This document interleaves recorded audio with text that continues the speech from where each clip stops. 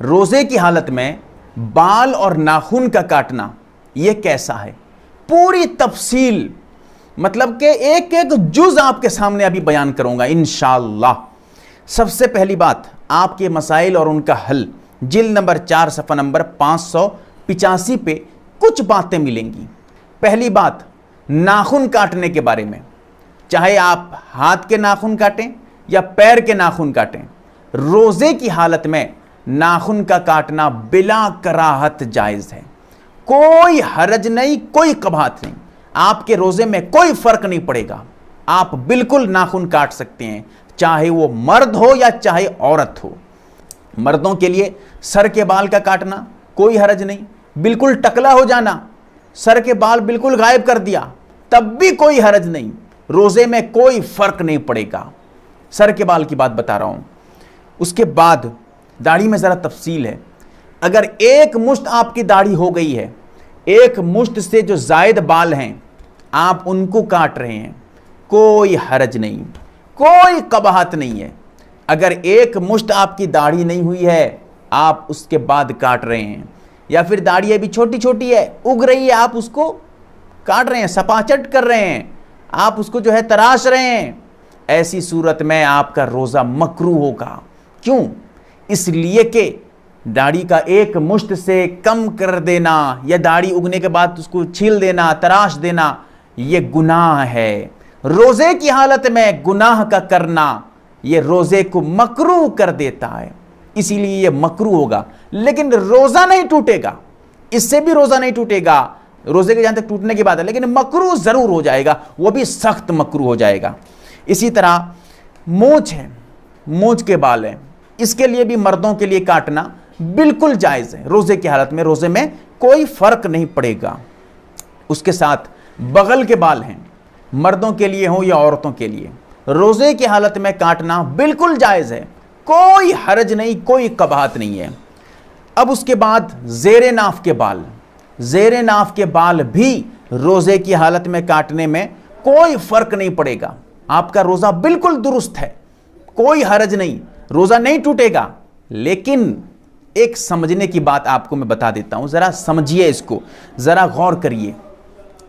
روزے کی حالت میں اگر کوئی مشت زنی کر لیتا ہے تو اس کا روزہ ٹوٹ جاتا ہے۔ روزے کی حالت میں شہوت کے ساتھ، جوش کے ساتھ شرمگاہ کو چھو لیا، اس کے بعد اس سے منی خارج ہو گئی، اب اس کا روزہ ٹوٹ گیا، روزہ فاسد ہو گیا۔ اگر انزال ہو جائے، انزال نہ ہو تو الگ بات ہے، اگر انزال ہو جائے تو روزہ فاسد ہو گیا۔ اب جو روزے کی حالت میں زیر ناف کے بال، شرمگاہ کے بال صاف کریں گے، ہو سکتا ہے کہ شہوت بھڑک جائے، اس سے جو ہے آدمی گناہ کی طرف ملوث ہو جائے، یا ہو سکتا ہے کہ ہاتھ لگنے کی وجہ سے جو ہے انزال ہو جائے، شہوت کے ساتھ انزال ہو جائے، اس سے روزہ اس کا ٹوٹ جائے گا۔ اسی لیے احتیاط یہ ہے کہ آدمی روزے کی حالت میں زیر ناف کے بال صاف نہ کرے، لیکن کرے گا تو روزہ نہیں ٹوٹے گا۔ اگر انزال ہو ایک الگ بات ہے، وہ تو احتیاط کی بات میں بتا رہا ہوں، لیکن اگر کوئی اس طرح صاف کرتا ہے یا کرتی ہے، اس سے روزے میں کوئی فرق نہیں پڑے گا۔ بہتر یہ ہے کہ آدمی رات میں صاف کر لے رمضان میں، کیونکہ وجہ میں بتا چکا ہوں میں کیوں بول رہا ہوں، اس کو سمجھیے گا ذرا، بہت بہت گہری بات ہے یہ۔ اس کے ساتھ ساتھ جو آدمی منع کرتے ہیں، مطلب عام حالت میں بھی کہتے ہیں روزے کی حالت میں بال ناخن مت کاٹو، ان کو ایک دھوکہ لگا ہے، اس وجہ سے وہ منع کرتے ہیں۔ کیا دھوکہ لگا ہے؟ وہ یہ کہتے ہیں جسم کے ایک ایک جز کا روزہ ہوتا ہے، بال کے بھی روزے ہوتے ہیں، ناخن کے بھی روزے ہوتے ہیں، اب ان کو ہم کاٹ دیں گے تو بہتر نہیں ہے، کیونکہ ایک ایک جز میں روزہ ہے ہمارا۔ ان کو دھوکہ لگا ہے۔ میں پوچھنا چاہتا ہوں کہ اگر یہی بات ہے تو پھر پیشاب کیوں کرتے ہیں؟ پیشاب بھی تو آپ کے جسم کا حصہ ہے۔ پھر اس سے بڑھ کر ایک اور چیز یاد آ گئی مجھے، میں وہ بتا دیتا ہوں۔ اللہ کے رسول صلی اللہ علیہ وسلم روزے کی حالت میں پچھنا لگایا کرتے تھے، خون جو حجامت کا جو حجامہ جس کو کہتے ہیں، خون نکالنا، پچھنا لگا کر بیماری کا خون نکالنا، اللہ کے رسول روزے کی حالت میں لگایا کرتے تھے، اس سے خون نکالتے تھے۔ تو پتہ چلا وہ بھی تو مکروہ ہونا چاہیے۔ کیوں؟ اس لیے کہ خون جسم کا حصہ ہے، وہ جسم سے جدا ہو رہا ہے۔ اگر یہی وجہ ہے جو آپ بتا رہے ہیں پتہ چلا یہ وجہ بے بنیاد ہے، اس کی کوئی حقیقت نہیں ہے۔ یہ سمجھنا جو آپ سمجھ رہے ہیں کہ ایک ایک جز میں روزہ ہے ہم اس لیے نہیں کاٹ سکتے، یہ دلیل ہی غلط ہے، یہ بات ہی غلط ہے۔ جب بات غلط ہے تو پھر میں نے واضح طور پہ صحیح بات کیا ہے وہ آپ کے سامنے بیان کر دیا ہے۔